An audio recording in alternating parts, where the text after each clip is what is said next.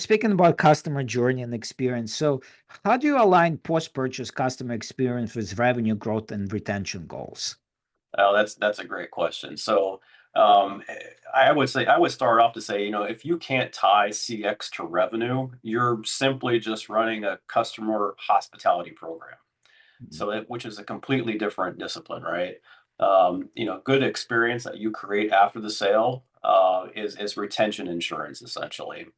So when I think about the connected experience, it needs to be tied to outcomes, renewals, referrals, reoccurring revenue rates, just to understand, are you growing the business off of these very specific experiences?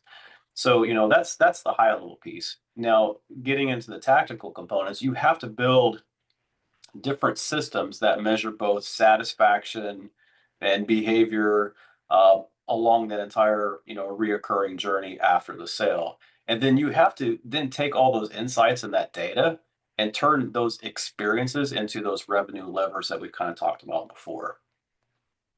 Mm.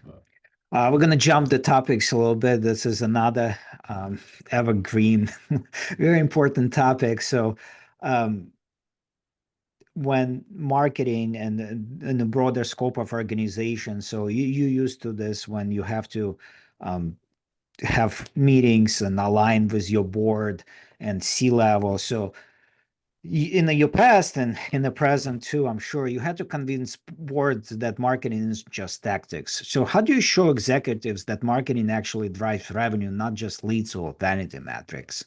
Right. So I would say it kind of starts with the leader of the marketing department and their mindset. You have to realize that marketing at the end of the day isn't a cost center. It is a growth engine. So how do you get there?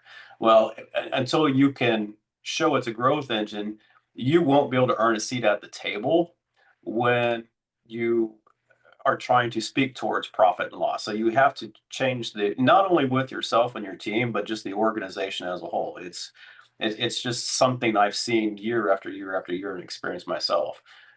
So when you go into a board, I never show impressions or some of those vanity metrics. I always show revenue that was earned per dollar spent.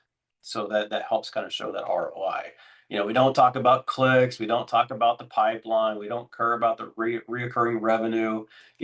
I've stood in boardrooms myself and said, here's the revenue that this campaign or these set of activities generated. And oh, by the way, here's that cost per sale. And then here's the margin that the company realized after the fact. So then the whole conversation has changed from how pretty and clever it was to look what marketing generated off the dollar that we gave them, right? So when you connect these marketing activities directly to financial levers, you shift that conversation from being a cost center to really a growth engine.